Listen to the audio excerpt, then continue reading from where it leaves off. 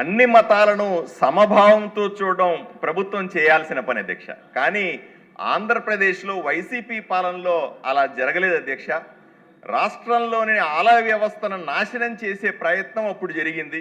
హిందూ ఆచారాలు సాంప్రదాయాలని మంటగలిపింది వైసీపీ ప్రభుత్వం అధ్యక్ష.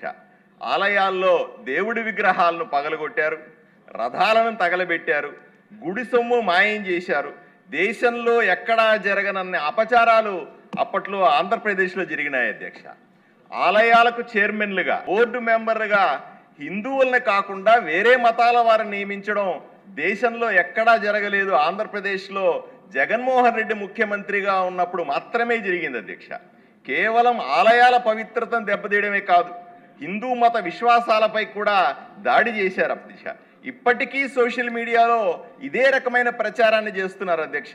కూటమి ప్రభుత్వం వచ్చిన తర్వాత తిరుమల తిరుపతి దేవస్థానంలోని గోశాలలో ఆవులు చనిపోతున్నాయని, నిత్యాన్నదానంలో భోజనాలు సరిగా లేవని, హిందూ దేవాలయాలపై నిరంతరం నీచ రాజకీయాలు చేసేటువంటి వైఎస్ఆర్సీపీ పార్టీ తీరును నేను తీవ్రంగా ఖండిస్తా ఉన్నాను అధ్యక్ష.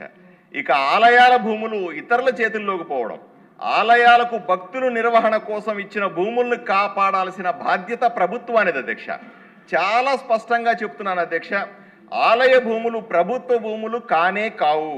ప్రభుత్వం ఈ భూములను కాపాడే కాపలాదారు మాత్రమే, అంతే, కస్టోడియన్ మాత్రమే, హక్కుదారు ఆ దేవదేవుడు మాత్రమే అనే విషయాన్ని మీకు తెలియజేస్తా ఉన్న అధ్యక్ష.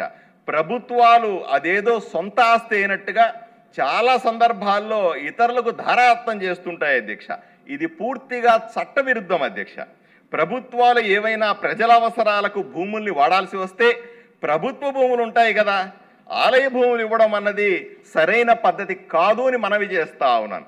గతంలో తిరుపతిలో తిరుమల తిరుపతి దేవస్థానానికి సంబంధించిన భూముల్ని ముంతాజ్ హోటల్కి ఇచ్చినప్పుడు మనమంతా కూడా తీవ్రంగా వ్యతిరేకించాం.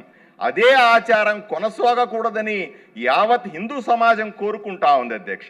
సింహాచలం ఆలయ భూముల్ని గూగుల్ డేటా సెంటర్కి ఇవ్వడం, కాకినాడ భావనారాయణ స్వామి ఆలయ భూములను క్రికెట్ స్టేడియాలకు ఇవ్వడం, కృష్ణా జిల్లా గొల్లపూడిలో గొడుగుపేట వెంకటేశ్వర స్వామి ఆలయ భూముల్ని ఎగ్జిబిషన్ గ్రౌండ్కు, గోల్ఫ్ కోర్టుకు ఇచ్చే విషయంలో ఎంతో ఇబ్బంది ఉంది అధ్యక్ష. ఇది చర్చించాల్సిన అంశం.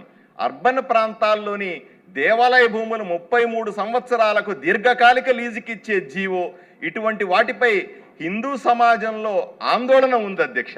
దేవాలయ వ్యవస్థను, పవిత్రతను, ఆలయ భూములను కాపాడేది కూటమి ప్రభుత్వమే అని భరోసా ఇవ్వాల్సిన అవసరం ఉంది అధ్యక్ష.